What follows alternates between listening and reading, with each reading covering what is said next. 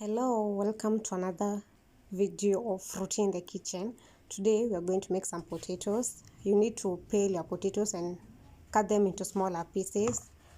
Here I'm using a serviette to dry the water on the potatoes. You can use a kitchen towel, but for me I preferred using a serviette in this case. Put your potatoes in the bowl with the serviette to make sure the serviette absorbs all the water on them.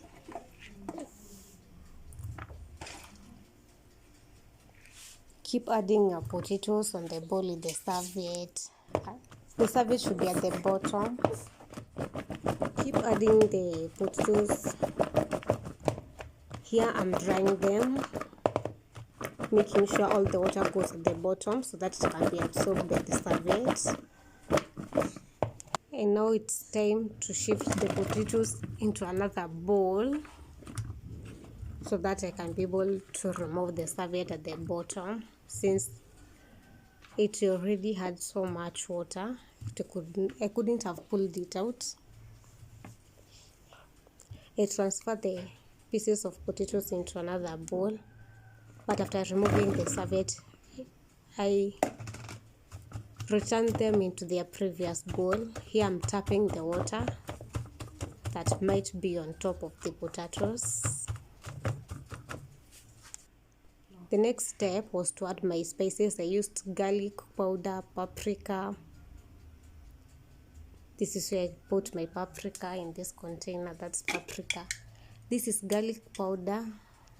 I added 1 teaspoon of garlic powder, another teaspoon of paprika. Then I went ahead and added black pepper. I used half a teaspoon of black pepper. I didn't add a full teaspoon. Then I went ahead to add some other spices that I have in the house. You can use any spices that you have in your house, the ones that you prefer to use. You don't have to use the spices that I only used.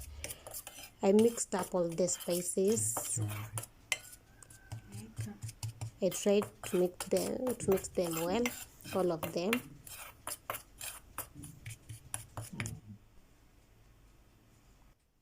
Mix your spices well. I then added some salt because I had not added any as I was adding the spices.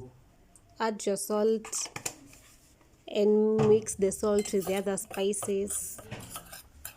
Mix them well. You should mix them well before you add them to your potatoes. Here I added all the spices, including the salt, on the potatoes and mix them well. Here I started mixing them. Mix them well for every potato to be covered with spices. Then you need to add some vegetable oil for them to cook well. Add vegetable oil and mix well so that every potato can get some oil. I then covered my baking tray with an aluminum foil before adding my potatoes on the baking tray. You should add the potatoes evenly so that each potato can be well cooked and crunchy on top. Soft in the inside and crunchy on top. Spread them well on the baking tray covered with the aluminum foil. Spread them well. At this point I had already preheated my oven and the potatoes were getting ready. I then decided to add some sausages on top of the potatoes. You can use sausages, smokies, bacon, or nyama bites. For me, I added some sausages. I cut them into small pieces before adding them. At this time, I had pre-boiled them, so they were halfway ready. Let me say that.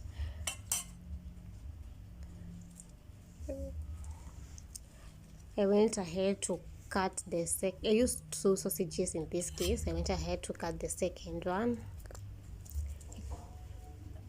I wanted to use some smaller pieces of the sausages instead of adding them as full sausages as a whole sausage.